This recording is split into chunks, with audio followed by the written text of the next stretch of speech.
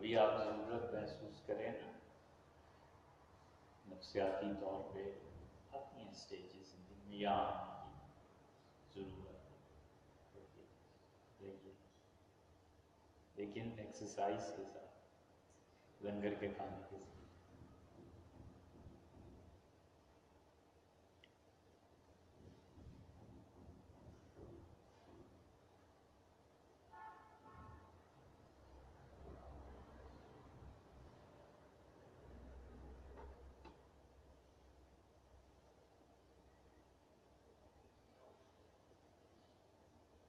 پچھلے دنوں ایک کتاب پڑھ رہے تھے اور نظریات پر بحث تھی کہ یورپ میں جسے کہتے ہیں نشأت ثانیہ، اس کا آغاز کب ہوا اور کن مراحل میں سے گزر کے ان لوگوں نے دنیا کی قیادت کو سنبھالا۔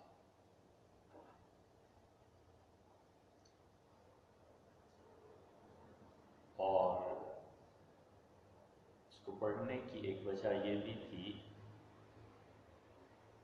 کہ آپ بھی مطالعہ کریں، ہم نے بھی پڑھا کہ جس طرح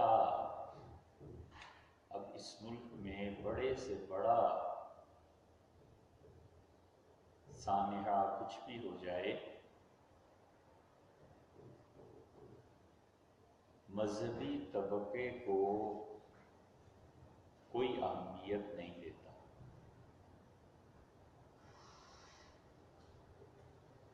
وہ بات جو 30 سال 40 سال پہلے تھی اب رہی نہیں۔ 40 سال پہلے آج سے مذہب جیسا بھی تھا، لیکن قوم میں یہ جان تھی کہ وہ مذہب کے نام پر آ جاتے تھے۔ 77 کی جو تحریک تھی ہم نے اپنی آنکھوں سے دیکھی، 23 سال وہ اور 6 سال 16 سال یہ، تقریباً 40 برس ہوتے ہیں۔ تاریخ آپ دیکھیں تو بھٹو صاحب کو انہوں نے بالکل اقتدار سے نہ صرف الگ کر دیا، بلکہ جس کے لیے 5 سال پہلے لوگ دیوانے اور پاگل ہوئے تھے، 72 میں اسی شخص کو ہٹایا گیا، پھانسی چڑھا دیا، اور ملک میں کوئی اتنی بڑی تبدیلی نہیں آئی کہ کوئی یہ کہے کہ وہ محبوب لیڈر تھا اور لوگوں کے دلوں پہ حکومت کرتا تھا۔ وہ آخری حد تک کر گئے کہ اسے مٹا دیا، اور کوئی نہیں اٹھا۔ وہ خود نظریاتی آدمی تھے، سوشلزم کو پڑھا تھا، کمیونزم کو پڑھا تھا، بہت خوبیاں بھی تھیں، لیکن اس کے بعد مذہب کی قوت آہستہ آہستہ کمزور ہوتی گئی، اور بھی۔ اور اب صورتحال یہ ہے کہ کوئی چیز ایسی نہیں ہے جو لوگوں کو اٹھائے۔ آئین میں ایک قادیانیت کی شک کہ اس کو اگر کوئی تبدیل کرے یا حضرت رسالت مآب صلی اللہ علیہ وسلم کے لیے کوئی غلط بات کرے، تو اب یہ چیزیں رہ گئی ہیں، باقی اور چیز نہیں ہے کوئی جس پہ لوگ اسٹریٹ پار جسے کہتے ہیں سامنے آئے.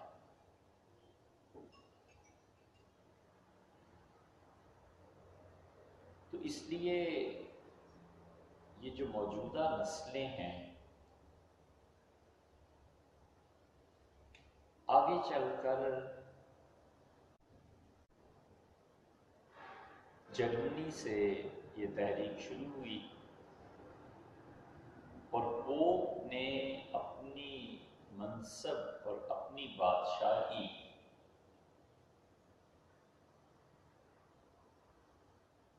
جو یہ قرار دی کہ وہ اللہ کا نائب ہے اور زمین ساری کی ساری اس کے اختیار میں ہے، اور پوپ جس ملک کو جتنا دے وہ دے سکتا ہے. اور زمین یہ پوپ کا کیا اختیار ہے. پھر اس کی دیکھا دیکھی انگلینڈ میں ہنری نے بغاوت کی. اس نے محبت اور شادی کی وجہ سے پوپ سے گردان کی، اور ہوتے ہوتے کلیسا کو بالکل انہوں نے الگ کر دیا. ان کا آپ جائیں اور ویٹیکن سٹی ہے وہاں رہیں اور آپ جو مرضی کریں کوئی آپ کو پوچھنے والا نہیں ہے، لیکن آپ پڑھیں اور آپ کی رائے اس سے مختلف ہو کوئی حرج نہیں. اختلاف اگر حدود میں رہ کے کیا جائے تو اچھی چیز. ترقی کس چیز کا نام ہے؟ ترقی نام ہے کہ موجودہ حالت سے میں مطمئن نہیں ہوں اور اس سے بہتر حالت میں جانا چاہتا ہوں. یہی ترقی. موجودہ حالت میں میرا بزنس مجھے 1,00,000 روپے دے رہا ہے، میں اس سے مطمئن نہیں ہوں، عدم کو پھر آگے ترقی اسی طرح ہوتی ہے. یہاں اختلاف بھی پیدا ہوتا ہے. بہت سے کس اسکول میں پڑھیں، کون سی کتاب پڑھیں، کتنے ٹائم پہ پڑھیں، اس کی یہ رائے ہے، اس کی وہ رائے ہے، اس کی وہ رائے ہے. تو یہ اختلاف اپنی حدود میں رہے تو یہی ترقی. پھولوں کے مختلف رنگ، خوشبو اس کا مختلف ہونا، طرز زندگی کا مختلف ہونا، یہ سب چیزیں قابل برداشت ہوں گی تو ٹھیک ہے اور وہی صحیح ہے. اور اس سنگل سے اسے کوئی تکلیف بھی نہیں دوسرے کو. خام خواہ بغیر وجہ کے اپنی رائے کو ٹھونس دینا یہ بڑے بھیانک نتائج پیدا کرتا ہے.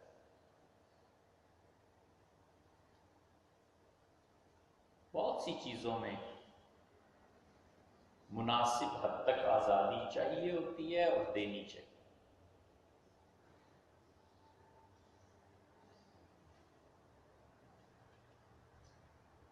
اس لیے کلیسا نے لوگوں کی آزادی کو سلب کیا اور نتیجہ یہ نکلا کہ انہوں نے کہا اس مذہب کو اپنے پاس لو.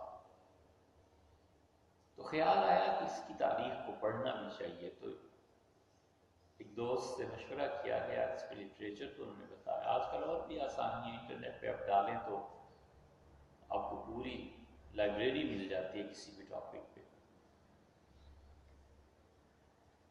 اس میں ایک تصور تھا اور وہ کئی مرتبہ بیان بھی اس پہ ہوا کہ ایک اچھی ریاست بننی چاہیے. اس ریاست اور اچھی ریاست کے تصور پہ افلاطون نے کام کیا. اور ویلفیئر اسٹیٹ کیسی ہوتی ہے، ویلفیئر اسٹیٹ میں کیا کیا چیزیں آتی ہیں. ویلفیئر اسٹیٹ پبلک کی ہوتی ہے، گورنمنٹ کی ہوتی ہے. یہ تمام چیزیں ایسی ہیں جو سینکڑوں نہیں ہزاروں سال سے لوگوں کے لیے زیر بحث. یونانی ہمیشہ یہ کہتے رہے کہ فلسفیوں کو حکومت ملنی چاہیے، فلاسفہ جب حکومت کریں گے تو دنیا میں امن آ جائے گا. اچھا صاحب، فلسفے والوں نے حکومت کرنی شروع کر دی. فلسفے والوں نے وہ بال کی کھال اتاری کہ باتیں تو بڑی عقل کی کرتے تھے لیکن وہ عام لیول عقل کا اتنا نہیں تھا.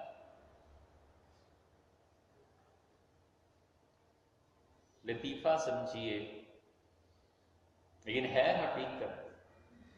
اور ہوا یہ کہ بہت بڑا فلسفی بادشاہ تھا، اس کا بیٹا جب آیا تو اس نے کہا یہ پیسے اتنے خزانے سے کدھر جا رہے ہیں؟ تو پتا چلا جتنے بھی ملک کے فلسفی ہیں ان کو تنخواہ دی جاتی ہے. اس کے کام کیا کرتے ہیں؟ ان کا بیٹھ کے سوچتے رہتے ہیں. تھنک ٹینک اب بھی ہے، تھنک ٹینکس بہت سے ممالک میں جنہیں گورنمنٹ پیسے دے سوچنے کے. تو اس نے کہا بند کرو یہ پیسے، کیا سارا دن کھاتے پیتے ہیں، سیریں کرتے ہیں، سوچتے ہیں، میرے کا فائدہ ہے، مملکت کا کیا فائدہ ہے؟ بند کر دیا. فلسفی بیچارے بھوکے مرنے لگے. تو درخواست دی کہ شہزادہ مملکت بادشاہ وقت آپ ملنے کی اجازت دیں. ملنے کی اجازت دے دی. سارے فلسفی کھڑے، اسے فلسفے کے خلاف بھی تقریر کی اور سب کچھ کیا. فلسفی کہنے لگے ہم مر جائیں گے، بھوک ہے، یہ ہے وہ ہے. ایک جو بڑا فلسفی تھا سوچتا رہا، غور کرتا رہا، پھر اس نے جا کے اس کے پاؤں پکڑ اور اس نے کہا کہ آپ کو اتنا بڑا اقتدار ملا ہے، اتنے خاندان مر جائیں گے، برائے مہربانی کچھ کیجیے. بڑا خوش ہوا. اقتدار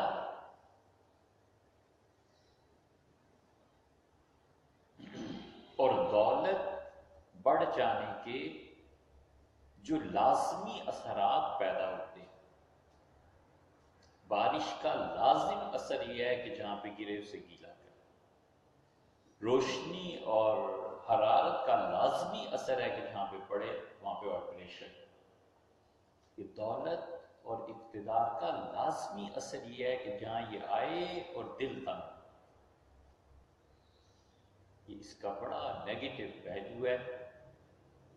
ہمیشہ اللہ کسی کو بھی اقتدار دے اور دولت دے تو اپنے ہاتھ سے اس جڑ کو کاٹنا چاہیے. پیسے زیادہ ہو گئے نا، رشتے داریاں کٹ جائیں گی، غریب آدمی شرم محسوس کرے گا ملتے ہوئے. امیر آدمی سوچے گا کہ یہ رشتے دار غریب ہے یار، یہ جب آتا ہے نا کچھ مانگنے ہی آتا ہے، ختم کرو اس سلسلے. میری اپنی اولاد میں اس پہ خرچ کروں کہ ان بیکار. ولی رسول اللہ یہ کبھی نہیں ہوا کرتا کہ نیشنل لیول کے پروجیکٹس لوگوں کے تعاون کے بغیر چلے.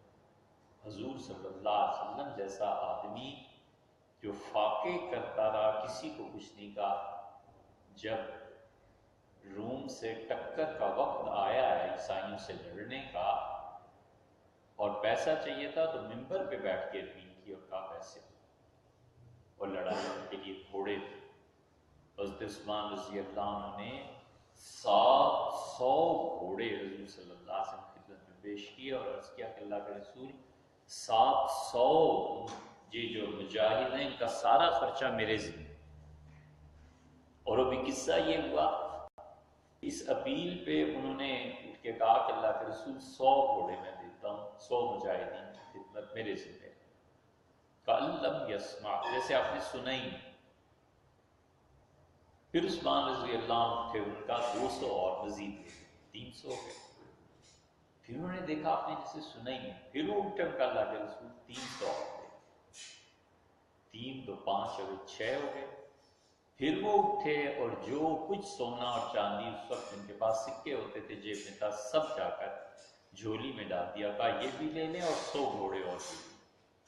حضور صلی اللہ علیہ وسلم خوش ہوئے، منبر سے نیچے اترے، اور وہ سونا اور چاندی یہ نبی کی شان نہیں ہے، لیکن محبت کی وجہ سے ایک ہاتھ سے دوسرے ہاتھ میں وہ کھنکار جو پیدا ہوتی ہے سکوں کی، صحابہ رضی اللہ عنہ کہتے ہیں جیسے ہم ابھی تک سن رہے ہیں، پلٹتے تھے اور فرمایا ما ضر عثمان بعد هذا، عثمان آج کے بعد جو مرضی کرے کوئی پرواہ، کوئی چیز نہیں ہے عثمان کے لیے جس پہ اللہ اس کی گرفت کرے۔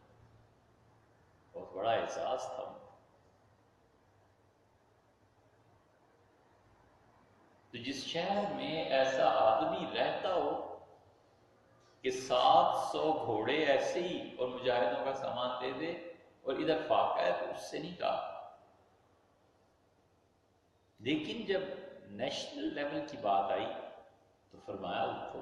یہی وہ موقع تھا ابو بکر رضی اللہ عنہ سب کچھ لے آئے، عمر رضی اللہ عنہ آ رہے وغیرہ وغیرہ، یہ تو آپ نے پڑھا ہے۔ تو اس فلسفی نے یہ کیا کہ پاؤں پکڑ لیا، وہ اس سے کہا جناب والا سب مر جائیں گے برائے مہربانی۔ وہ بڑا خوش ہوا۔ اقتدار میں یہی تو چیز ہے، دل تنگ ہوتا ہے، دولت بھی دل تنگ کرتی، نہ کرے ایسے، کاٹے اس جڑ کو کہ میرے رشتہ دار ہیں، میرے عزیز ہیں، میرا خاندان ہے، میرا کنبہ ہے، میرے خاندان میں کوئی بچہ ایسا نہیں ہے جو پیسے کی وجہ سے مجبور ہے۔ یہ وہ چیز ہے جو شریعت نے سکھائی ہے اور انسان کو ہمیشہ نفع دیتی، ہمیشہ۔ حضرت طلحہ رضی اللہ عنہ کے، حضور صلی اللہ علیہ وسلم کے، صحابہ کرام رضی اللہ عنہ میں اور لوگ بھی تھے، پوری کمیونٹی ان کی، قبیلہ پورا، کوئی آدمی بھیک مانگا کھا ہی نہیں۔ ادھر وہ بچے بڑے ہوئے، ادھر طلحہ رضی اللہ عنہ، اچھا اس کو تجارت میں لگاؤ گے، کسی کے گھر چلے گئے اور کہا تمہارے بچے اچھا بڑے ہو رہے ہیں، انہیں فلاں جگہ بھیجو۔ حکومت کے پاس چلے گئے، میرا بھتیجا بھانجا فلاں فلاں بڑا ہے یار، اس کو لگاؤ کسی کام۔ جانتے تھے نا کہ اگر ان بچوں کو آگے کام کرنے کی جگہ نہیں ملے گی تو لڑیں گے، معاشرہ گھر میں فساد پیدا ہو جائے گا۔ کوئی حکمت سے واقف تھا۔ آپ کبھی نہیں دیکھیں گے کہ سکھوں کی کمیونٹی میں کوئی سکھ بھکاری ہے۔ ہم کئی مرتبہ ہندوستان گئے، سکھوں کو مانگتے نہیں دیکھا، تو پتہ چلا کہ سکھوں کی جو مقامی آبادیاں ہیں وہی اپنے بچوں کو سنبھال لیتے ہیں۔ ایک سکھ کو دیکھا بھیک مانگتے ہوئے، سہارنپور کراس کر رہے تھے، وہاں ٹول پلازا تھا، تو اس کو روک کے گاڑی پہ بلا کے پوچھا، ہم نے کہا سردار جی ہم نے کبھی دیکھا نہیں، لڑکا جوان، ممکن ہے مانگتے ہوں لیکن میں نے نہیں دیکھا، اپنے مشاہدے کا ذکر کر رہا۔ تو اسے بلا کے پوچھا میں نے کہ بیٹے آپ، بھائی آپ کیسے بھیک مانگ رہے ہو؟ اس نے کہا جی میں لندن میں رہتا ہوں، میرا بزنس ہے، اور میں ایک مرتبہ ماتا جی کے سامنے بہت اونچا بولا لندن میں، تو ماتا جی نے کہا کہ اس سال جب جاؤں گی نا امرتسر گولڈن ٹیمپل تو گرو جی سے کہوں گی کہ یہ میرے سامنے بولتا ہے۔ تو کہنے کی ماتا نے شکایت لگائی، تو گرو جی نے کہا سب چھوڑ کے 4 سال تک بھیک مانگو تاکہ تمہارا یہ میں اور نفس جو ہے نا مرے، اور جتنے پیسے ہفتے میں جمع کر کے ہو نا وہ وہیں کہیں سے یہاں امرتسر بھیج دیا کرو، منی آرڈر کرو، اور بس اسی بھیک کو مانگ کے کھانا کھاؤ، 4 سال بعد آنا، پھر تمہاری سزا کا دیکھیں گے کہ تم کتنے ٹھیک ہوئے۔ مرزائیوں کو آپ دیکھیں، کفر مسلم ہے اپنی جگہ لیکن نہیں مانتا کوئی، اپنی کمیونٹی کو یہ شریعت نے بھی سکھایا، اپنا خاندان، اپنے لوگ، اپنے بچے، دوستوں کی اولاد۔ کبھی سوچتے ہیں کہ ہم کچھ بھی نہیں کر سکتے، اللہ سے دعا تو مانگ ہی سکتے ہیں، اس پہ تو کسی نے پابندی نہیں نہ لگا دی۔ خدا ہی ہے جو سارے کام کرتا ہے، اللہ ہی ہے.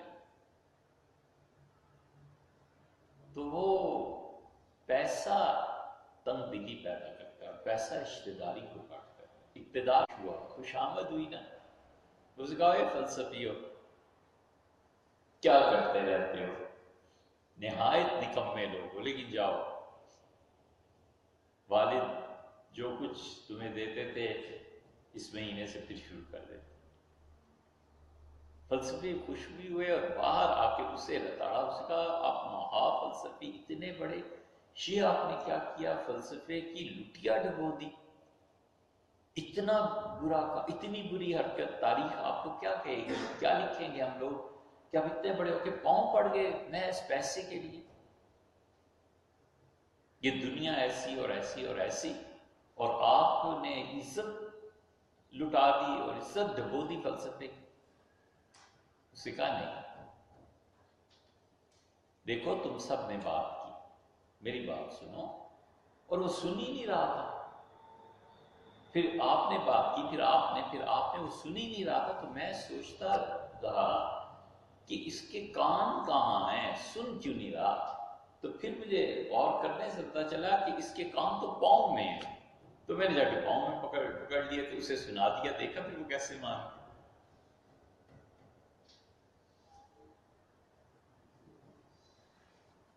تو اس لیے یہ رہا کہ اسٹیٹ ایسی قائم کی جائے جسے ویلفیئر اسٹیٹ کہتے ہیں. کچھ لوگ حقیقی طور پر اس کو چاہتے تھے. حضور اقدس صلی اللہ علیہ وسلم خود یہ چاہتے تھے، اور وہ امپائر جو انہوں نے کھڑی کی تھی، کئی احادیث میں یہ چیزیں آتی ہیں کہ خود وہ چاہتے تھے کہ ایک اچھی ریاست قائم ہو. یہ ایک الگ موضوع. پھر خیال آیا کہ ریاست میں رہنے والے افراد اگر اچھے ہوں اور ریاست اچھی نہ ہو تو بھی تو ایک حل ہے. تو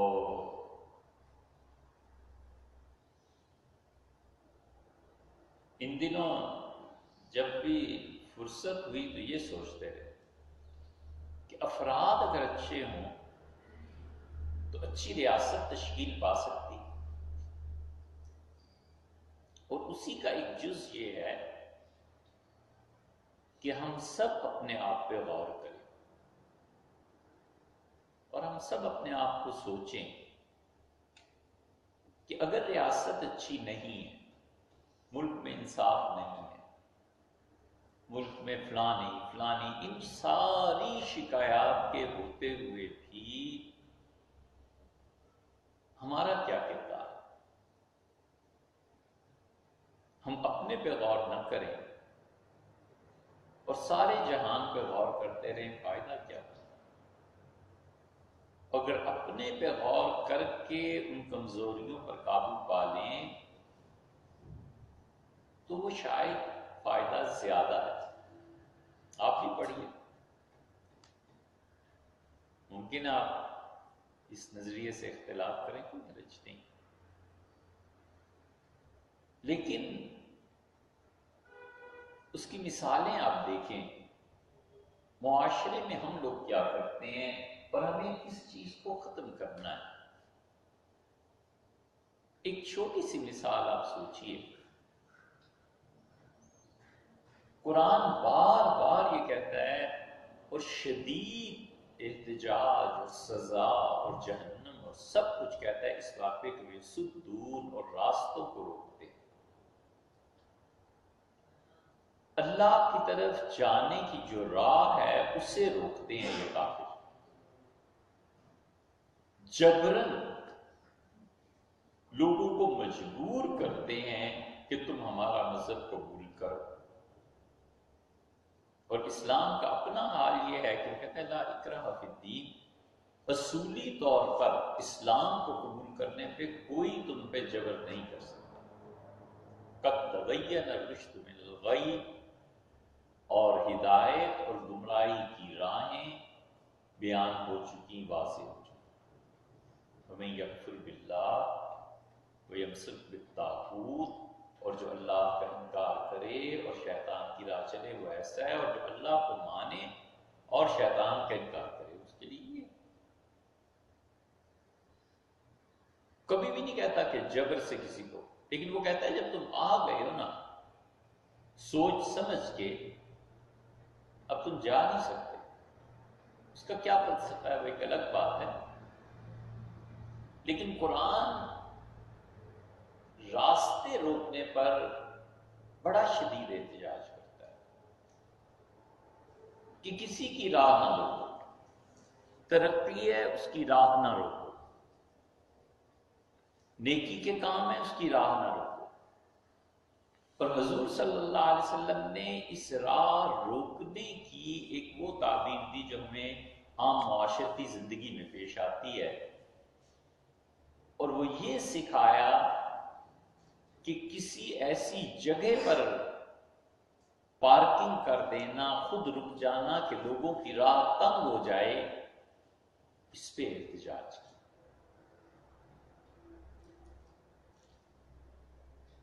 ایک آدمی، یہ خواتین میں ہوتی ہے، دروازے پہ کھڑے ہو کے گفتگو کرنا، شاید ہی کوئی گھر ایسا ہو جس میں نہ پایا جاتا ہو، گیٹ پہ کھڑے ہو کے گفتگو کرنا۔ اب جس شخص کے اندر آنا ہے جانا ہے، بچوں نے، مردوں نے، عورتوں نے، وہ اب اس انتظار میں بیٹھی ہوئی ہے کمرے میں کہ یہ آنٹی یہاں سے ہٹیں تو میں باہر جاؤں، کیونکہ اس آنٹی سے میں ملنا نہیں چاہتا۔ اب وہ آنٹی کھڑی ہیں دروازے پہ اور آدھا گھنٹہ گفتگو ہو رہی ہے، یہ راہ روکنا نہیں ہے تو اور کیا ہے؟ حضور صلی اللہ علیہ وسلم اس معاملے میں اتنے سخت تھے کہ جہاد پہ لوگ گئے ہیں، جان کی بازی لگا کے آئے ہیں واپس، جو شہید ہو گیا ہو گیا، جو بچ گیا بچ گیا۔ اور صحابہ کرام رضی اللہ عنہ کہتے ہیں کہ ہم سورج ڈوب رہا تھا، آپ رکے، ہم سب رکے، نماز پڑھنی تھی، اور ہم نے سب نے جلدی جلدی اپنا سامان نیچے رکھا زمین پہ اور نماز کی تیاری کرنے لگے۔ اسید رضی اللہ عنہ کہتے ہیں میں نے کہا اللہ کے رسول، وہ راستہ بند ہو گیا ہے جہاں سے لوگوں نے گزر کے جا کے وضو کرنا ہے۔ مسجدوں میں دیکھیں، اجتماع میں دیکھیں، کئی مرتبہ لوگ ایسے کھڑے ہو جاتے ہیں راستہ بند ہو گیا۔ اور اسی کی بدترین شکل یہ ہے کہ کہیں ایکسیڈنٹ ہو جائے تو جو گزرتا ہے وہ ضروری سمجھتا ہے، ہم سمیت ہم بھی کہتے ہیں یہ کیا ہو گیا ہے، کون سی گاڑی تھی، کیسے لگی ہے، کتنی ٹکر، شدید حادثہ، اور اس کی ایک مووی، ایک پکچر، اب تو ایسے بچے کرتے ہیں، اور یہ کتنا بڑا گناہ ہے۔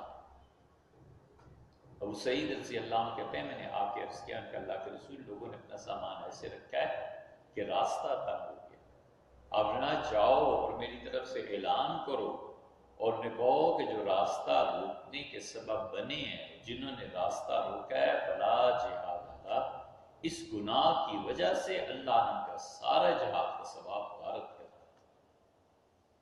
یہ گناہ اتنا بڑا ہے کہ تم جو جان کی بازی لگانے گئے تھے ختم۔ اس راستہ روکنے کو لوگ کچھ سمجھتے ہی نہیں۔ ڈاکٹر ہے، گزر رہا ہے، ایکسیڈنٹ ہو گیا ہے، ڈاکٹر ایک کونے میں گاڑی کھڑی کرے اور جا کر دیکھے پیشنٹ۔ آپ کے پاس ٹائم ہے، آپ ایک کونے میں گاڑی کھڑی کرتے ہیں، ٹریفک جا رہی ہے، آپ چاہتے ہیں کہ اٹھا کر مریض کو ہاسپٹل لے جایا جائے، بالکل ٹھیک ہے، یہ وہ چیزیں ہیں جو عقل انسانی بھی گوارا کرتی ہے اور مانتی ہے، لیکن یہ کہ نہ وقت دینا ہے، نہ ڈاکٹر ہے، نہ کوئی اور کنسرنڈ آدمی ہے، نہ دوستی ہے، نہ تعلق ہے۔ ایک یہ بھی تو ہے نا کہ گاڑی لگی تو نمبر دیکھتے ہی پتہ چلتا ہے میرے دوست کی گاڑی، تو آدمی پارک کرتا ہے، جاتا ہے، کیا بہت سی کوئی ضرورت نہیں ہے، اس کے باوجود راستے تنگ کر دینا اور گھنٹہ گھنٹہ ٹریفک سے ڈسٹرب رہے اور جیم رہے، یہ مفت کا گناہ۔ ذرا سی دیر کے لیے آنکھوں کی لذت ہے، 10-15 منٹ کا تبصرہ ہے، ساتھ کوئی ہے یا فون پہ کسی سے بات کرنی ہے، لیکن وہ جو راستے کی ٹریفک کی رکاوٹ ہے اس کو نہیں سوچتا کہ ان میں کتنے ہی ایسے ہوں گے جو ایمرجنسی، اور کچھ بھی نہ ہو میرا حق کیا بنتا ہے کہ میں لوگوں کا راستہ۔ شریعت اس لیے یہ ایک مثال ہے جس کی مذمت کرتی ہے، یہ مت روکو راستہ۔ حضور صلی اللہ علیہ وسلم راستوں کے روکنے کو سخت ناپسند کرتے، اسی لیے کسی نے پوچھا کہ اللہ کے رسول، مرنے کے بعد جو چیزیں نفع دیتی ہیں کیا ایسا کام کروں؟ تو لمبی حدیث ہے، اس میں سے ایک چیز یہ بھی آپ نے ارشاد فرمائی کہ تم لوگوں کے راستے کے لیے اپنی زمین چھوڑ دو۔ آدمی گھر بنا رہا ہے، 1 فٹ سے دستبردار ہو جاتا ہے، کہتا ہے یہ گلی سب کے لیے کام آئے گی، میں 1 فٹ اپنے پلاٹ کو پیچھے کر دیتا، یہ بنیاد کہاں رکھتے، میرے لان میں 1 فٹ کی کمی آ گئی، لیکن یہ زمین ہمیشہ کے لیے جب تک شہر بستی محلہ آباد ہے لوگوں کے لیے راستہ کھلا ہو گیا، یہ 1 فٹ کا چھوڑ دینا یہ اسے قبر میں کام آئے گا، اور آخرت میں رسول اللہ صلی اللہ علیہ وسلم بتایا لوگوں کو راستہ دو، یہ وہ چیز ہے جو تمہیں آخرت میں نفع دے گی۔ والد والدہ خود اپنے مرنے پہ متمنی کہ اتنے لاکھ کی خیرات کرنا اور چند ہزار اپنے پلاٹ میں سے چھوڑ دیتا، اور 17 مرلے کا پلاٹ دیتے ہیں 1 کنال کا کہہ کے، وہ 3 مرلے جو جگہ چھوڑنی ہے 2 مرلے، اس میں سے نیت ہی تو کرنی ہے کہ اے رب اس لیے راستہ چھوڑ رہا ہوں، تو قبول فرما، مسلمانوں کو جو بھی اس راستے سے گزرتا ہے اسے آسانی رہے۔ یہ نیت اور 2 مرلے چھوڑ دینا، وہ ویسے بھی چھٹ جانی ہے، وہ ویسے بھی انہوں نے جبرن لے لینی ہے، کیوں نہ اپنی خوشی سے آدمی صحیح نیت کرے اور ایگری کرے کہ روڈ چوڑی ہونی چاہیے، کسی وقت بھی کام آ سکے۔ یہ وہ چیزیں ہیں جو انسان کو مسلمان بناتی ہیں۔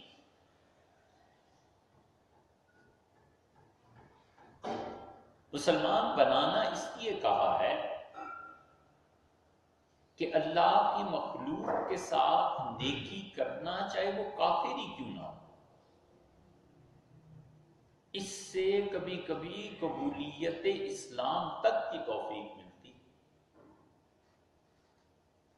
ایک ہے مسلمان ہے، نیکی کرتا ہے کافر کے ساتھ، اسے اجر ملے، ایک ہے کافر ہے اور وہ اللہ کی مخلوق کا خیال رکھتا ہے تو اس کو یہ نیکی اسلام میں داخل کرتی۔ یہ اتنی بڑی چیز ہے خلق خدا کی خیر خواہی اور خلق خدا کو اپنے شر سے محفوظ رکھنا۔ صحیح بخاری میں آتا ہے حکیم ابن حزام رضی اللہ عنہ حاضر ہوئے، اور حکیم ابن حزام رضی اللہ عنہ جو تھے یہ ام المومنین حضرت خدیجہ رضی اللہ عنہ کے پھپھی زاد بھائی تھے، بڑے دانا، بڑے عقل، اتنے عقل مند تھے کہ اب ظاہر ہے رشتے کے اعتبار سے حضور صلی اللہ علیہ وسلم کے بہنوئی ہوئے، تو ایک مرتبہ آپ نے ایک دعوت کی تو آپ نے حکیم ابن حزام رضی اللہ عنہ کو 1 روپیہ اس زمانے کا دیا اور فرمایا کہ کل ایک جانور لے آئیں، دمبا بکرا ذبح کریں گے، مہمان آئیں گے۔ وہ اگلے دن آئے اور جانور بھی ہاتھ میں پکڑائی رسی اور 1 روپیہ بھی واپس کیا، تو آپ نے فرمایا یہ کیا؟ انہوں نے کہا آپ نے مجھے یہ پیسے دیے تھے تو میں بالکل صبح صبح منڈی چلا گیا اور میں نے 1 روپے کے 2 جانور خریدے۔ پھر جب دن چڑھا اور 2 گانا شروع ہوئے تو 1 جانور میں نے 1 روپے میں بیچ دیا، اور 1 یہ جانور ہے 2 میں سے، اور 1 یہ آپ کا روپیہ۔ تجارت کی۔ بدر کے سارے مارکے میں حکیم ابن حزام رضی اللہ عنہ سرخ اونٹ پہ سوار تھے، اور رسول اللہ صلی اللہ علیہ وسلم نے اشارہ کر کے فرمایا کہ سرخ اونٹ والا جو ہے نا، حالانکہ لشکروں میں کتنا فاصلہ ہے، ابھی لڑنا ہے، کوئی کمیونیکیشن نہیں ہے، لیکن رسول اللہ صلی اللہ علیہ وسلم کو ان کی عقل پہ اتنا اعتماد تھا کہ آپ نے فرمایا اس سرخ اونٹ والے کو دیکھو، اگر مکہ والوں نے اس کی بات مان لی تو یہ قوم بچ جائے۔ اب آپ کو کیا پتا تھا کہ وہاں مذاکرات کیا چل رہے ہیں، ہو کیا رہا؟ حکیم ابن حزام اتنے عقل مند آدمی تھے کہ بیت اللہ میں جہاں حتیم ہے نا، آدھا دائرہ لگا ہوا ہے، اس حتیم کے باہر ایک کمرہ ہوتا تھا، بڑا ہال ہوتا تھا۔ کوئی آدمی 40 سال کی عمر سے پہلے وہاں جا کے نہیں بیٹھ سکتا، منع۔ اور اس کا دروازہ کھولا ہی اس وقت جاتا تھا بیت اللہ حرم، جب اتنی بڑی میٹنگز ہوتی تھی جنہوں نے پوری قوم پہ اثر ڈالنا ہوتا تھا۔ حضور صلی اللہ علیہ وسلم کے قتل کا فیصلہ نہیں ہوا، اور آپ کو 3 سال جو شعیب ابی طالب نے ان لوگوں نے بنو ہاشم کو قید رکھا، یہ فیصلہ بھی وہیں ہوا تھا، بدر میں جانے کا فیصلہ بھی وہیں ہوا تھا، یہ سارے بڑے بڑے فیصلے 40 سال سے کم عمر کا کوئی آدمی نہیں جا سکتا تھا۔ حکیم ابن حزام 20 سال کے تھے تو سرداروں نے فیصلہ کیا کہ اس لڑکے کو بھی بٹھاؤ، اس کی عقل ہم سے زیادہ ہے، اتنے عقل ہیں۔ بدر میں حکیم ابن حزام رضی اللہ عنہ نے کیا کیا جو رسول اللہ صلی اللہ علیہ وسلم فرما رہے تھے کہ اگر لوگ اس کی مان جائیں۔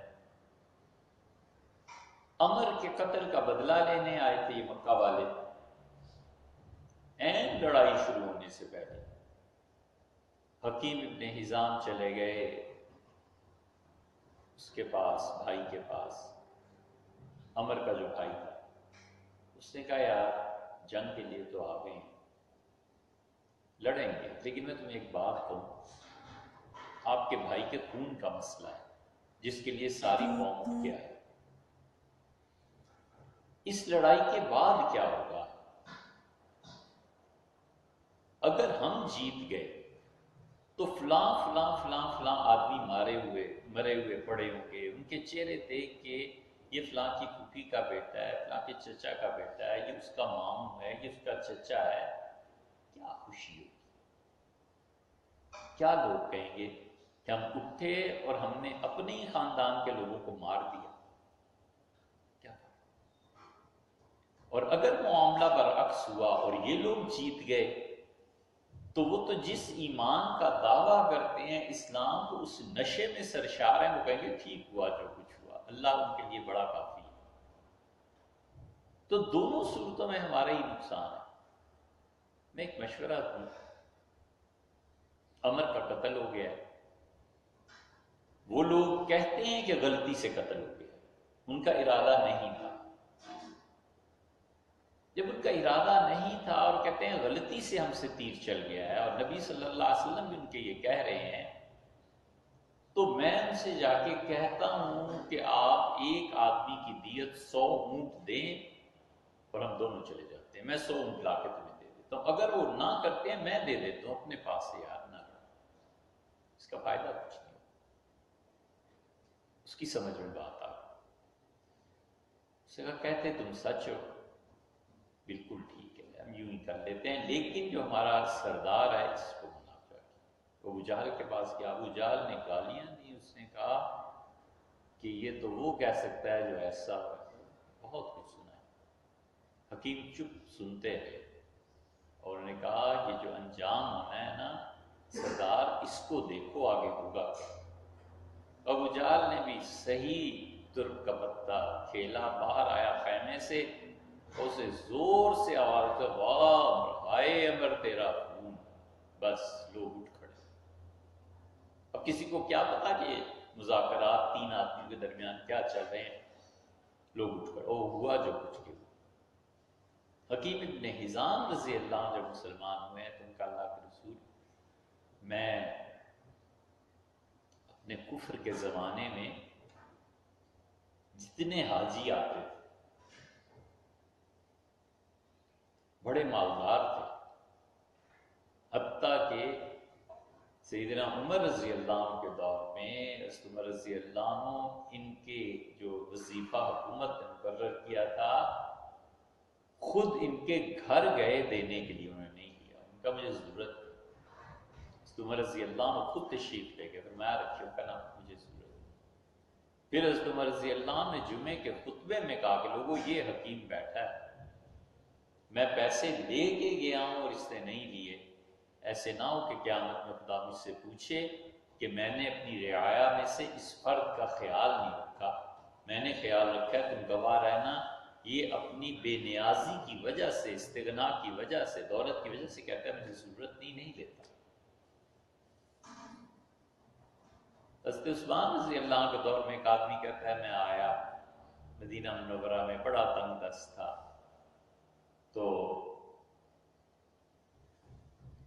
میں نے صحابہ کرام رضی اللہ عنہ بڑے بڑے لوگ، میں نے ان سے کہا کہ میرے گاؤں میں ایسے ایسے ہے اور میری حالت اچھی نہیں ہے، تو انہوں نے کہا تم حکیم کے پاس چلے جاؤ، وہ تمہیں اتنا دے دے گا کہ تمہیں ضرورت ہی نہیں رہے۔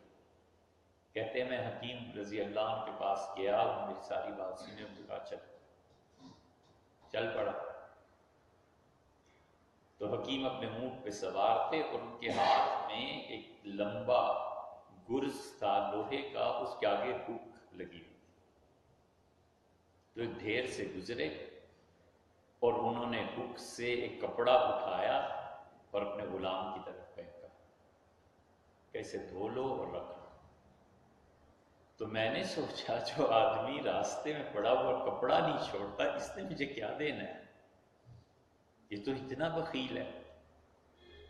جب میں گیا تو انہوں نے کہا ایک اونٹ تو فی الحال غلہ اس پہ لا دو اور یہ کرو اور یہ کرو، اور کہا اسے گھر پہنچاؤ، سب سے پہلے کھانا، گھر کی حالت یہ ٹھیک کرو، یہ کپڑے ہیں یہ گھر والوں کو دو، پھر میرے پاس واپس آؤ، میں تمہیں تجارت کرواؤں اور میں تمہیں سرمایہ دوں گا اور تم تجارت کرو۔ تو میں نے ان سے کہا کہ راستے میں تو آپ نے یہ کیا، آپ نے یہ کیا، تو انہوں نے کہا اس میں حرج کیا ہے جو میں نے کیا، وہ سنبھال کے رکھوں گا کپڑا، کل تمہارے ہی کسی بھائی کے کام آ جائے گا، میرے کام آ جائے گا، میں کیوں خدا کے انعام کو ضائع کروں۔ پیسہ بھی اتنی عقل بھی تھی۔ انہوں نے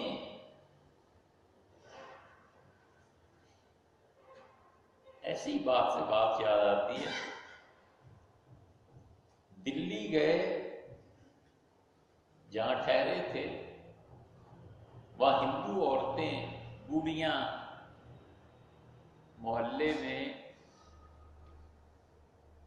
اپنے تھڑوں پہ بیٹھ کے سبزی کاٹتی تھیں دھوپ میں،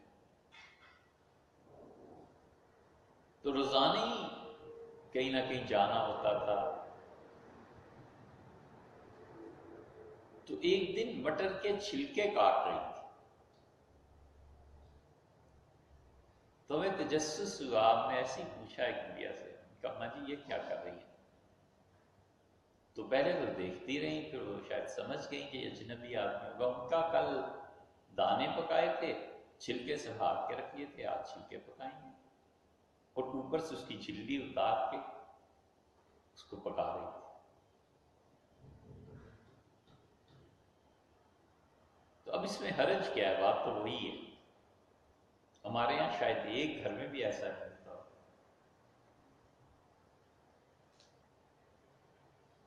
گوبھی دیکھی، گوبھی تو خیر میں نے اپنے گھر میں بھی دیکھا، ڈنڈکر جو تھے، پھول جو تھا اس کو الگ کیا، اس کو الگ کیا، اس کو سنبھال کے رکھا کہ کل اس کو چھیل کے پکائیں گے، آج پھول پکا۔ حکیم ابن حزام رضی اللہ عنہ کی بات سے بات یاد ہے، انہوں نے کہا اللہ کے رسول، میں جاہلیت کے زمانے میں جو اللہ کے گھر میں حج کرنے کے لیے آتے تھے 1000 حاجیوں کو کھانا کھلاتا تھا، اور 1000 حاجیوں کے لیے سواریوں کا بندوبست کرتا تھا۔ 1000 گھوڑے یا اونٹ رکھنا کہ خدا کی راہ میں ہوں گا، حاجی آئیں گے تو ان کی خدمت کروں گا، اور 1000 احرام دیتا تھا۔ لیکن میں کافر تھا۔ حضور صلی اللہ علیہ وسلم اسلمت علی ما اسلفت، وہ جو تم نے کی تھی نا نیکی کفر کے زمانے میں، اسی کی وجہ سے تو اللہ نے اسلام کی توفیق دی۔ اس لیے اللہ کی مخلوق کا خیال رکھنا اور اپنے کسی کام سے، فعل قول کسی چیز سے انہیں نقصان نہ دینا، یہ کفر سے اسلام میں لے آتا ہے۔ جو پہلے ہی سے مسلمان ہے اس کا کتنا اچھا۔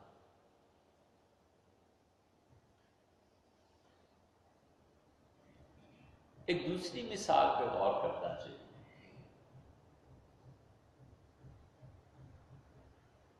ہر شخص میں ایگو ہوتی، ہر شخص میں ایک انا ہوتی۔ پچھلی مرتبہ عرض کیا تھا نا کہ نفس کے 3 ستون ہیں اور تقویٰ کے بعد انسانی نفس میں انا بڑی چیز ہے۔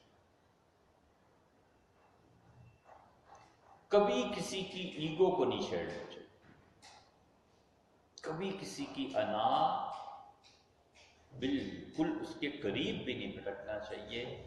اس انا کے جاگ جانے سے وہ کچھ ہوتا ہے جو رسول اللہ صلی اللہ علیہ وسلم نے فرمایا الفتنۃ نائمۃ، آزمائش، فتنے سوئے ہوئے ہوتے، لعن اللہ من ایقظھا، اللہ کی لعنت ہو اس پہ جو فتنے کو جگاتا ہے۔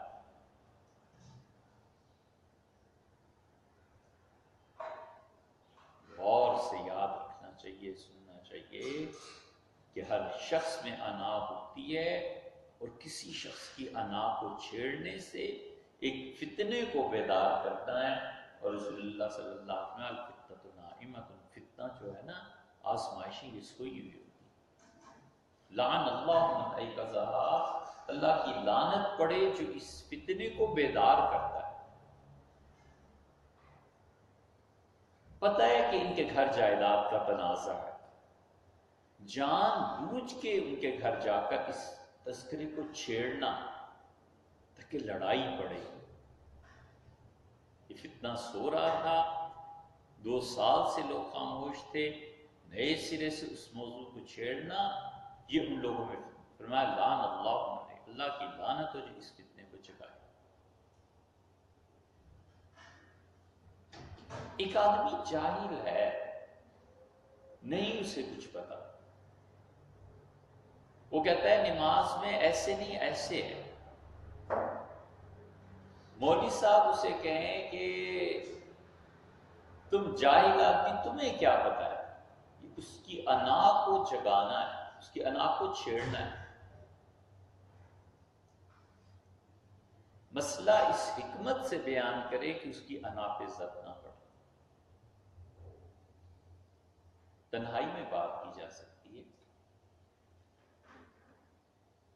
وہ آگے اس کا مطلب صاحب تم جاہل، اس کو برداشت کیا جا سکتا ہے کہ اگر میں نے اس کا جواب دیا تو جو اینٹ کے مقابلے میں پھر پتھر آئے گا نا، پھر اس کو کون برداشت کرے گا۔ بڑی اچھی بات ہے صحابی رضی اللہ عنہ، ان کے بیٹوں نے انتقال کے وقت پوچھا کہ بابا کوئی نصیحت کرے۔ انہوں نے جو کام کی باتیں کی، ان میں ایک کام بڑی زبردست ایک بات کی، ہمیں تو اسے الگ لکھ لیا جب پڑھا تھا، پھر یاد ہی ہو گئی، اتنی مرتبہ بیان کیا۔ انہوں نے کہا بیٹے، شرارتی آدمی کی چھوٹی شرارت پہ صبر کر لینا، نہیں کرو گے تو اس کے نتیجے میں پھر بڑی شرارت کو دیکھنا پڑے گا۔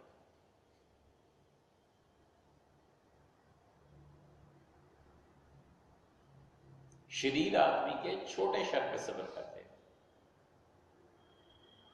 ورنہ اس سے بڑا شر ہو۔ انصاف ہے نہیں، عدالت کوئی ہے نہیں، قانون نہیں ہے. ملازم نے چوری کر لی، چپ کر کے رخصت کر دے، چھٹی دے دے، پیسے وصول ہو سکتے ہیں، کر لے نہیں.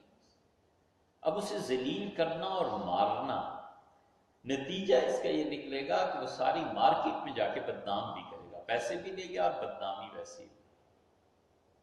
یہ کہ نقصان سرمایہ و دیگر شماتت ہمسایہ.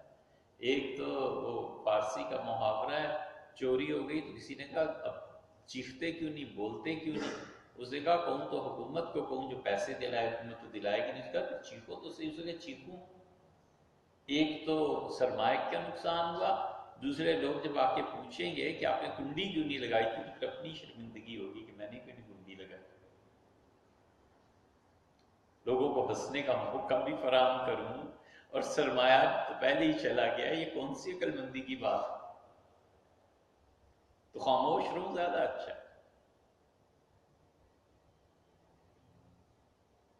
اس لیے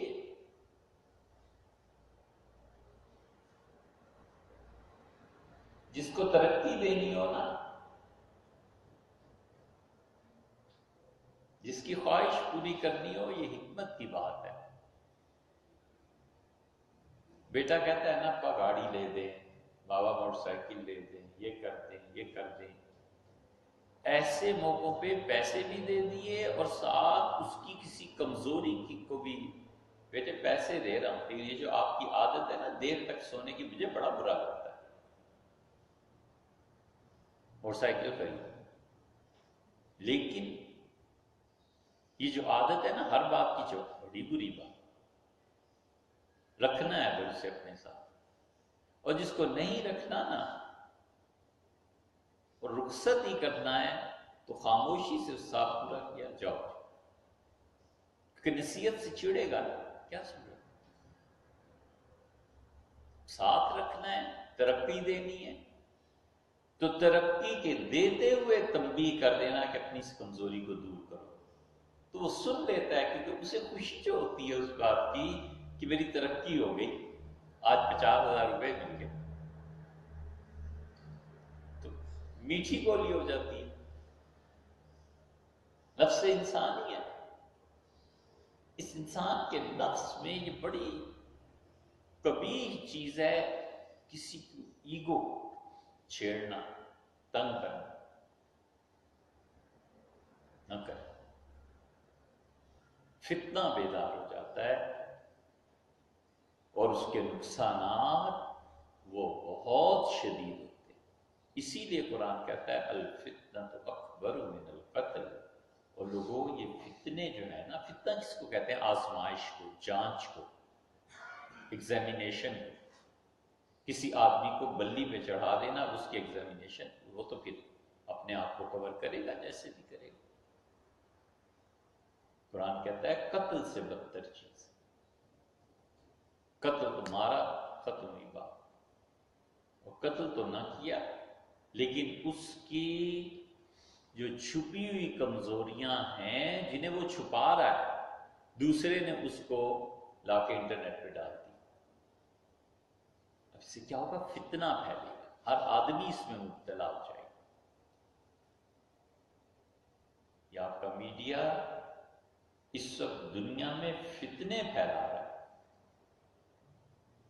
قتل تو پھر چھوٹی چیز ہے، فتنے پھیلا رہا ہے یہ میڈیا. شام کو کبھی کوئی پروگرام آپ دیکھیں اگر آپ کے پاس وقت نکلے، ہم بھی دیکھتے ہیں، فتنے پھیلاتے ہیں، لوگوں کو بلا کر لڑاتے ہیں، ایسے ایسے سوالات کرتے ہیں کہ کسی بھی طرح نفرتیں پھیلیں. کمزوریوں کی نشاندہی تو کیا کرنی ہے؟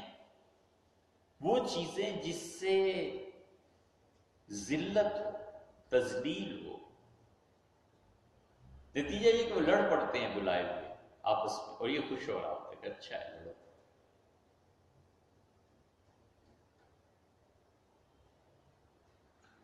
ایک چھوٹی سی مثال اس کی کئی بار دے چکے، جان بوجھ کے اس مثال کو دوبارہ سے بارہ بیان کرتے ہیں کہ ایف اے اور بی اے پاس لڑکے جنہوں نے کبھی کتاب کا منہ نہیں دیکھا وہ بیٹھ کے ٹی وی پہ ڈسکس کر رہے ہیں کہ چیف آف آرمی اسٹاف.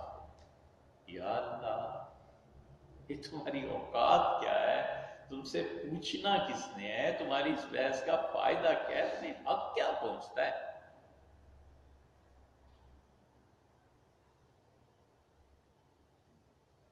اس سے نتیجہ یہ نکلتا ہے کہ سازشیں جنم لیتی ہیں. اس سے نتیجہ یہ نکلتا ہے کہ جب ان چیزوں پہ زبانیں کھل جاتی ہیں تو پھر فوج پر زبان کھلے گی. فوج پہ زبان کھلے گی تو آپ نے مردم شماری کرانی ہے تو فوج کو بلا لو، سیلاب آ گیا تو فوج کو بلا لو، زلزلہ آ گیا تو فوج کو بلا لو، حکومت نہیں چلتی تو مارشل لا لگوا لو. کوئی زندگی کا شعبہ ایسا رہ گیا ہے جہاں فوج کو نہ بلا؟ یا تو آپ نے سول میں اتنی تیاری کر رکھی ہو نا کہ آپ کے آرمی کی ضرورت نہیں بھی، سول اپنے ادارے خود کام کر رہے ہیں. زلزلہ ہے تو زلزلے کا ادارہ کام کر رہا ہے، سیلاب ہر دوسرے چوتھے سال آ جاتا ہے، ہم نے اتنے ادارے بنائے ہیں. مردم شماری ہے تو اس کے طریقے ہمیں رکھے، فوج کی ضرورت نہیں. پھر تو آپ کیجئے کہ چلیے فرض کر لیجئے پھر کوئی کرٹیسائز، کوئی تنقید، کوئی چیز. اللہ کی شان ہے کچھ بھی نہیں پلے، اور ہر لمحے جا کر وہیں سے مانگنا ہے اور انہی کا محتاج ہونا ہے، اور جب انہی کا محتاج ہونا ہے تو پھر انہی پہ تنقید بھی کرنی ہے. کوئی غیرت، شرم نام کی قومی طور پہ چیز نہیں رہی.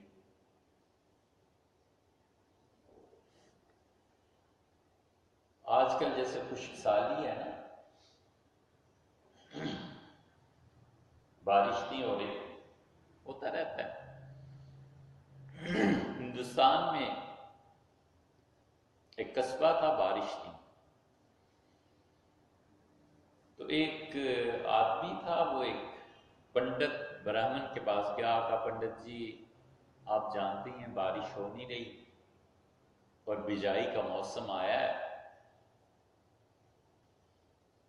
اور بیج نہیں ہے، کچھ بیج اگر آپ دے دیں تو جب ہماری فصل آئے گی اور بارش بھگوان کرپا کرے ہو جائے گی تو ہم لوٹا دیں گے.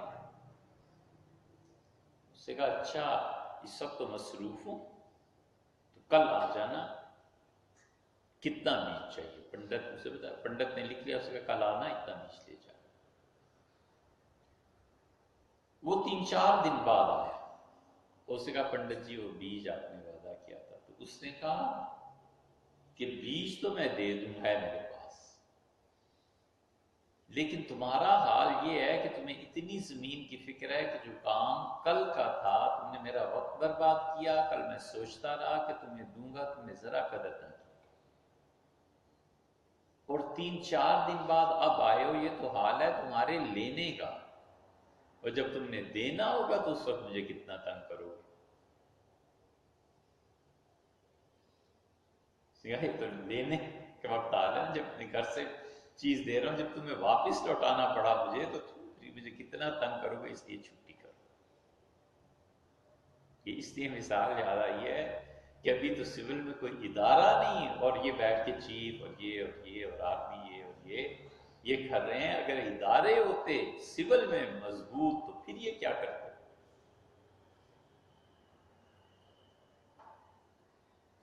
یہ وکالت نہیں فوج کی، ہمیں اس سے کیا بحث ہے، لیکن قومی سطح پر یہ حال ہے کہ جو فتنے سوئے ہوئے ہیں انہیں جگہ،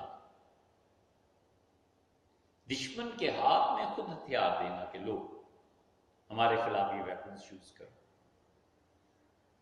اے بھیا اس کے نتیجے میں جو آپ چاہتے ہیں وہ ہو گیا، تباہی ہو گئی، آپ کے نزدیک ملک ختم ہو، کچھ ہو گیا، اس کے بعد کیا ہوگا؟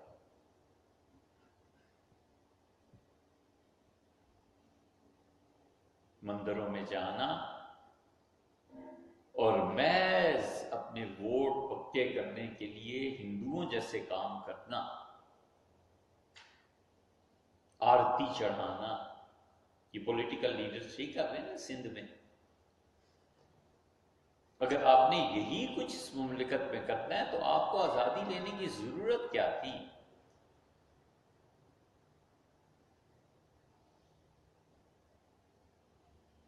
25 دسمبر کو گرجے میں بھی چلے جائیے، انہوں نے کیا قصور کیا؟ وہ ہندوؤں سے بھی زیادہ ہے۔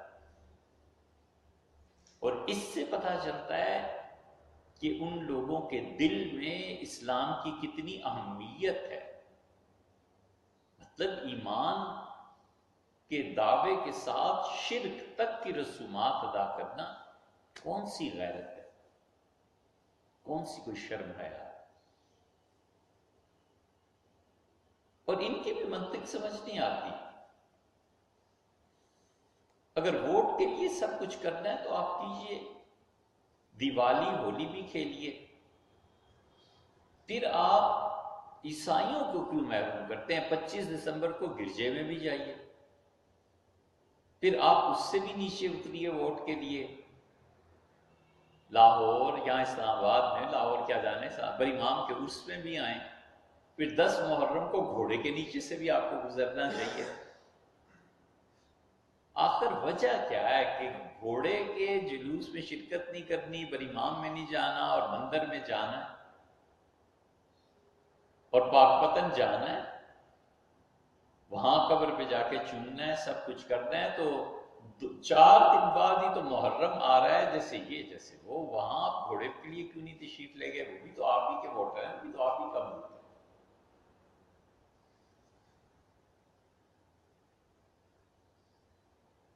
ایک ہے وحدت ادیان، کبھی نہیں ہو سکتا یہ وحدت ادیان کے سارے دین ایک ہی ہیں۔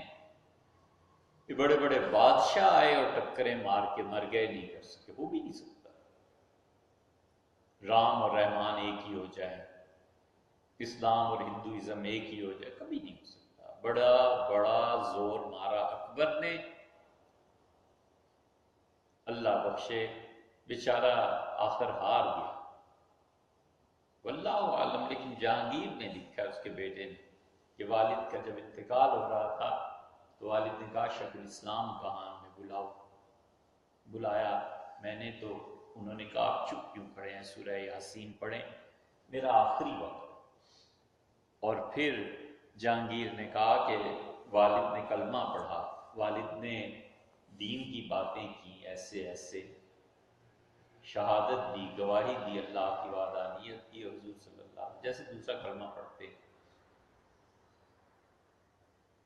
جہانگیر نے جھوٹ بول لکھا ہوگا تو جانے، ہمیں کیا ضرورت ایسی پیش آ گئی کہ اسے جھوٹا کہے، سچ کا ہوگا بھائی۔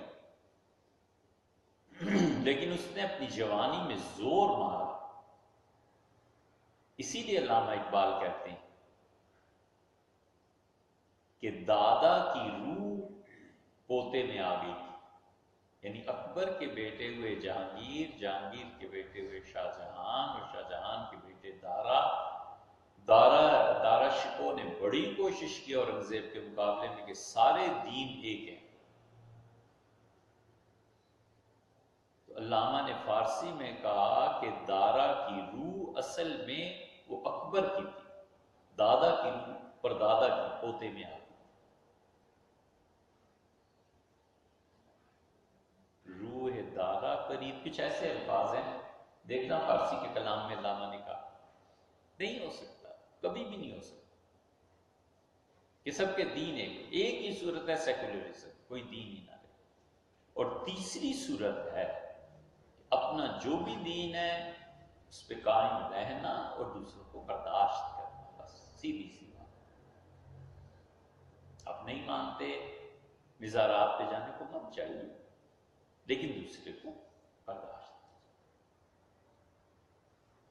عید میلاد النبی پرائم منسٹر نے اپنے گھر میں کرائی جاتی، بالکل ٹھیک، لیکن انہوں نے یہ نہیں کہا کہ جو نہیں آج منا رہے ہو ایسے ہیں ویسے، کچھ بھی نہیں، یہی رویہ ٹھیک ہے بس۔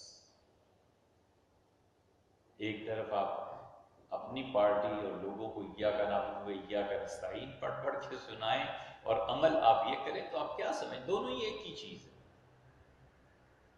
یہ باتیں صحیح نہیں۔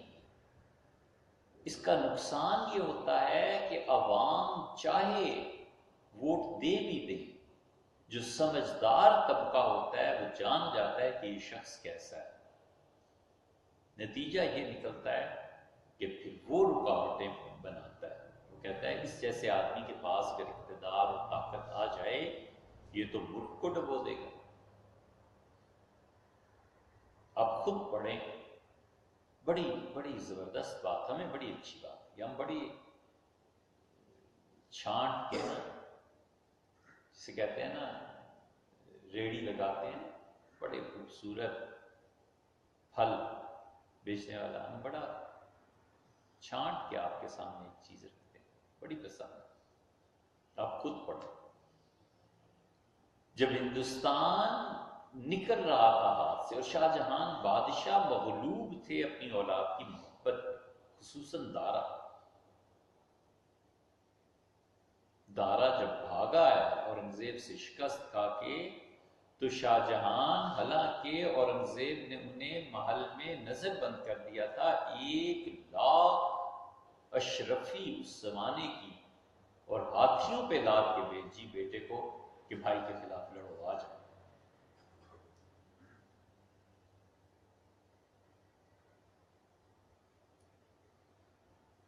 اور فرمان جاری کر دیا کہ اورنگزیب کو مارو. ادھر خط لکھ دیا کہ بیٹے ملنے کے لیے تو آؤ. بیٹا ملنے کے لیے آ رہا ہے اورنگزیب، اس کے ساتھ جو بھی شہزادہ تھا، آپ جو بھی لوگ تھے وہ بھی ملنے کے لیے آ رہے ہیں. اور کسی نے آ کے خط ہاتھ میں تھما دیا. اورنگزیب نے خط پڑھا تو اس پہ کئی مہینے پہلے خط لکھا تھا فوج کے ایک آفیسر کو کہ میں اورنگزیب کو اس طرح بلاؤں گا، دارا کو اس طرح کر رہا ہوں، اور 40 عورتیں ایسی چاہیے جو مرد لگے اور لباس پہنے اور خنجر چھپا کر رکھیں، اور اس دن چاہیے جس دن میں اورنگزیب کو بلاؤں گا وہ مجھ سے ملنے آئے گا بیٹا، اور اس دن سے قتل کر دینا. وہ خط پڑھا اورنگزیب نے اور واپس چلا گیا. اور اس نے جا کے خط بھی لکھا کہ والد میرے قتل کے متعلق آپ کی تحریر میری نظر سے گزری، آپ یقین مانے میں آپ کا خیر خواہ ہوں، لیکن میں باپ ہونے سے زیادہ یہ سمجھتا ہوں آپ کے متعلق پورا ہندوستان ہندوؤں کے ہاتھ میں چلا جائے گا اور سینکڑوں سال کی محنت ہزاروں برس کی تباہ برباد ہو جائے گی. اسی لیے نادر شاہ جب آیا ہے تو نادر شاہ 8 نسلوں کا خزانہ لے کے گیا ہے.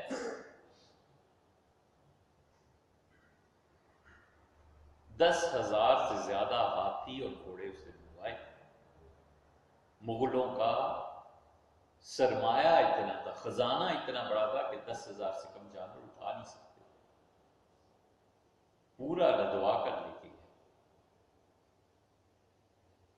اورنگزیب نے کمال کی جو بات کی نا،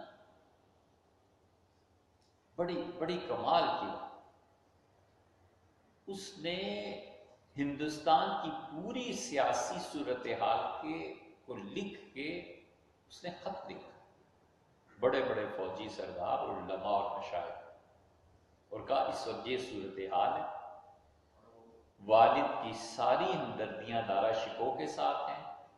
دارا شکوہ کے متعلق آپ جانتے ہیں کہ وہ ہندو مسلمان سب کو ایک ہی سمجھتا ہے، اور اگر اس وقت والد سے حکومت نہ لی گئی تو اسلام اس ملک میں تباہ ہو جائے گا اور مسلمان کہیں کے نہیں رہیں گے، ہندو غالب آ جائیں گے اور پوری تاریخ کا دھارا پھر جائے گا. آپ مجھے بتائیں مجھے کیا کرنا چاہیے. فوج کے جو لوگ تھے انہوں نے شاہ جہاں کو روک دیا. انہوں نے کہا اورنگزیب تمہیں ہی آنا. بڑے بڑے علماء اور مشائخ جو تھے انہوں نے نہ صرف ساتھ دیا بلکہ اورنگزیب کو لکھا کہ ہم نے حرمین شریفین کے ائمہ کو خط لکھا ہے کہ وہاں دونوں حرمین میں آپ کے لیے دعا کی جائے. اس وقت حرم جانا بھی آسان تھوڑی ہوتا تھا، لوگوں کی نظر میں بڑی حقت ہوتی تھی کہ فلاں حاجی. اور مزے کی بات یہ کہ دلی کے مفتی صاحب، مسجد کے خطیب اور دلی میں جن کا فتویٰ چلتا تھا انہوں نے کہا اورنگزیب جب تک باپ زندہ ہے حکومت تمہارے لیے جائز ہی نہیں ہے، میں تمہاری بادشاہ مانوں گا۔ اورنگزیب بیٹھا ہوا ہے، جمعہ پڑھنے آیا ہے، خطبے میں شاہ جہان کا نام لے رہے ہیں مفتی صاحب، انہوں نے ڈر ہے کہ یہ مار دے گا۔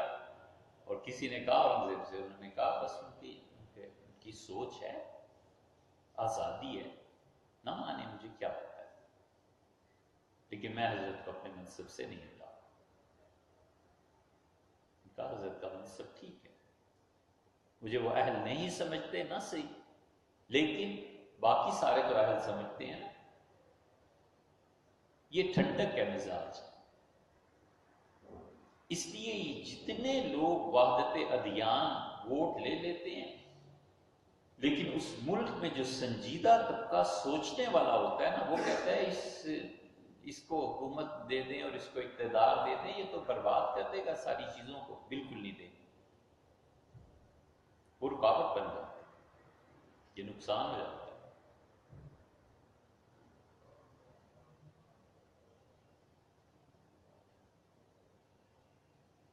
اس لیے بات تو ہم کر رہے تھے انا کی، کہ جو انا ہے نا نہیں چھیڑنی چاہیے۔ اس کی ایک اور مثال دیں، بعض لوگوں کو بعض چیزوں سے محبت ہوتی ہے، اس محبت کو نہیں چھیڑنا چاہیے، اس پہ تو حال طاری ہے محبت کا، نکل آئے گا ایک دن، جب ٹھوکر لگے گی نا تو خود ہی باہر آ جائے، نہیں چھیڑنا چاہیے، حکمت کے ساتھ چلتے رہنا چاہیے۔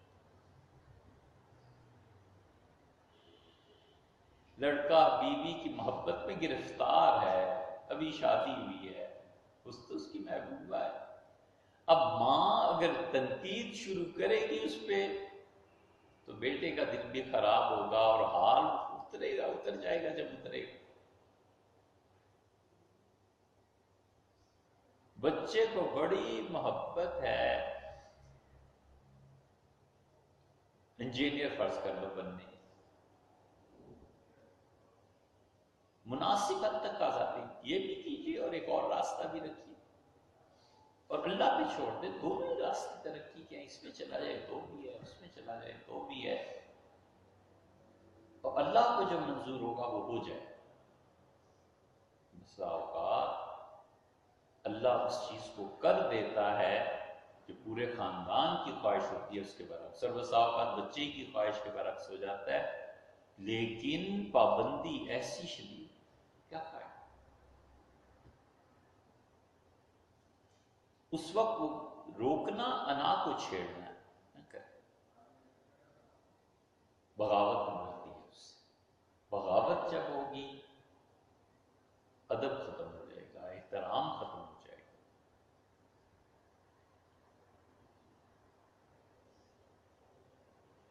بچے کو اپنے ٹیچر سے محبت ہوتی ہے، ہمارا فلاں ٹیچر بڑا اچھا ہے، یہ کیوں ضروری ہے کہ اس ٹیچر کی تصدیق کی جائے؟ آدمی خود سوچے کہ یہ جب میٹرک ہوگی تو اس ٹیچر کو کسی نے پوچھنا بھی نہیں، اسکول سے باہر آ کے کون کس کو یاد رہتا ہے کہ فزکس کس نے پڑھائی ہے تو کیمسٹری کس نے پڑھائی ہے، اور اس وقت وہ بچہ اس فزکس اور کیمسٹری میں ڈوبا ہوا ہوتا ہے۔ یہ حالتیں آتی ہیں اور جاتی ہیں، کبھی ایگو ڈسٹرب ہوئی، فتنہ کھڑا ہوا، رسول اللہ صلی اللہ علیہ وسلم لعن اللہ من ایقظ، خدا کی لعنت پڑے جو فتنے کو جگا۔ فتنہ آزمائش، دوسرے کو آزمائش میں ڈالیں گے تو پھر تو اپنے آپ کو بچانے کے لیے جو کوشش ہوگی وہ کرے گا، گالیاں ہوگی تو گالیاں دے گا، لاٹھی ہوگی تو وہ مارے گا، پیسہ ضبط کر سکتا ہے تو وہ کرے گا، گھر سے بھاگ سکتا ہے تو بھاگ جائے گا، جو اس کے اختیار میں ہوگا کر گزرے گا، کس طرح اپنے آپ کو بچائے۔ یہ نفسیاتی جنگ،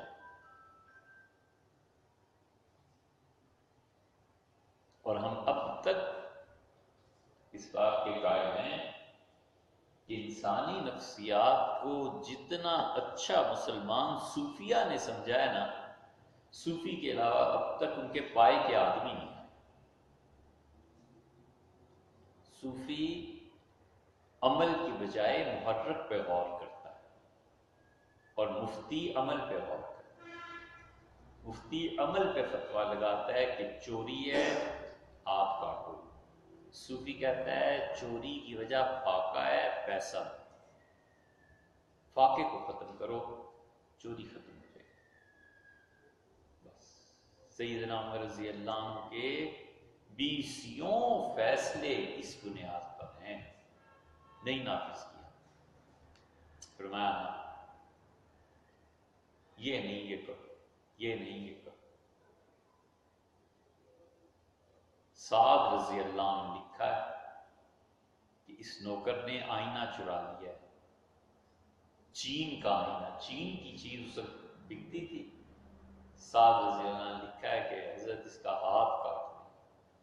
سعد رضی اللہ عنہ کے جواب میں حضرت عمر رضی اللہ عنہ لکھا ہے کہ تمہاری بیوی کا آئینہ تھا، بیوی بھی تمہاری ہے، نوکر بھی تمہارا ہے، آئینہ بھی تمہارا ہے، سب چیزیں تمہاری ہی تو ہیں، تمہاری ملکیت سے اس نے ایک چیز اپنی طرف منتقل کر دی ہے، میں نہیں ہاتھ کاٹتا، چھوڑو۔ قحط پڑ گیا ہے، یہ سنن کبریٰ میں بہقی نے لکھا، یہ روایت لائے ہیں، یہ نہیں لوگ جانتے اور سناتا بھی کوئی نہیں۔ قحط پڑ گیا ہے نا، سیدنا عمر رضی اللہ عنہ نے کہا قحط کے دور میں دو باتیں نہیں، ہم کسی کا چوری پہ ہاتھ نہیں کاٹیں گے اور شادی نہیں کرنے دیں گے، نکاح پہ پابندی۔ بڑی گہری بات کہ اگر نکاح کی اجازت دے دیں تو قحط تو پتہ نہیں کب ختم ہو، وہ ختم ہوتے ہوتے بھی 11 مہینے لگ گئے تھے۔ قحط کیا تھا؟ حرمین شریفین میں بارش نہیں ہوئی، حجاز کا یہ پورا علاقہ شدید قحط کی زد میں آ گیا تھا، لوگوں اور قبیلے اٹھ آئے مدینہ منورہ کی طرف کہ خلافت بچائے، گورنمنٹ بچائے۔ سیدنا عمر رضی اللہ عنہ خود فرماتے تھے کہ میں پہلے دن جب مجھے احساس ہوا وہ یہ کہ میں جا کے روڈ پہ کھڑا ہو گیا تو جنگلی جانور آ کے میرا ہاتھ چاٹنے، تو میں نے کہا اوہ انہیں کھانے کو نہیں ملا، اسی لیے تو یہ میرے پاس آئے ہیں شکایت کے، بارش ہونی ہے۔ تو پتہ چلا جنگلوں میں جانوروں کے کھانے کی چیزیں، اور پھر اسی دن شام کو لوگ آنا شروع ہوئے، پھر بڑھتے بڑھتے 30,000 سے زیادہ لوگ آ گئے۔ ایک مناسب آبادی، جیسے چھوٹے شہر 30,000 آدمی آ گئے ہیں، اور کچھ بھی نہ ہو کھانے کو تو پورا کون کرے؟ 11 مہینے قحط رہا اور ہلا کے رکھ دیا اس نے سیدنا عمر رضی اللہ عنہ کی سلطنت کو، خلافت کو۔ خط لکھا مصر گندم بھیجو، شام خط لکھا، کہاں کہاں خطوط مدد۔ مصر سے جواب آیا کہ حضرت عمر بن العاص رضی اللہ عنہ لکھا کہ پہلا اونٹ مدینہ منورہ میں داخل ہوگا اور آخری مصر سے نکلا نہیں ہوگا، میں اتنا کچھ بھیج رہا ہوں۔ سیدنا عمر رضی اللہ عنہ نے خود کھانا چھوڑ، نوکر نے لا کے ایک دن رکھا تو بڑے خوش ہوئے، فرمایا میری رعایت ہر فرد کو میسر ہے؟ اس کا نہیں حضرت، آپ کی صحت گر گئی ہے، سفید گورا رنگ آپ کا گہرا ہو گیا ہے اور آپ کا چہرہ اتر گیا، تو یہ روٹی ہے اور شہد ہے آپ کا۔ فرمایا نہیں، اگر میں برداشت میں ان حالات میں عوام کے ساتھ نہیں رہوں گا تو مجھے ان کا درد نہیں محسوس ہوگا۔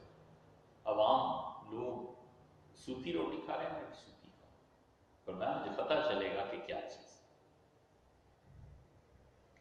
ایسے لوگوں کی اللہ کیوں نہ مدد کرے؟ نہیں کھاتا، میں لے جاؤں۔ بڑا لمبا قصہ، یہ مستقل موضوع ہے، اس پہ آج تک کسی نے لکھا نہیں۔ حضرت عمر رضی اللہ عنہ بہت سی چیزیں ایسی ہیں جس پر کسی نے نہیں لکھا. فلسطین کا جو ان کا سفر تھا اس پہ کسی نے نہیں لکھا کہ اس سفر میں انہوں نے کیا کیا، کیسے گئے، عیسائیوں سے کیا کیا. عصر کی نماز کا وقت آ گیا تو پادری جو تھے ان کا حضرت گرجے میں نماز پڑھ لی.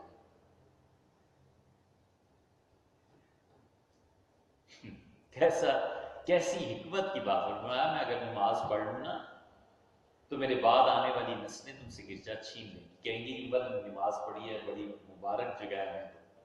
نہیں، فرمایا میں باہر پڑھوں گا، ادھر نہیں. کس کی نظر اتنی گہری جاتی؟ بہت چیزیں ہیں. اسی طرح قحط کے دوران جو حکمت عملی تھی، پبلک کو بچانا کیسے. ایک صحابی کہتے ہیں میں حضور صلی اللہ علیہ وسلم کا روزہ مبارک پڑھ گیا تو میں نے دعا مانگی، اور پھر میں جب سویا تو رسول اللہ صلی اللہ علیہ وسلم سے خواب میں آ کے کہا کہ عمر کو کہو عقل سے کہا. بہت دیر ہو گئی.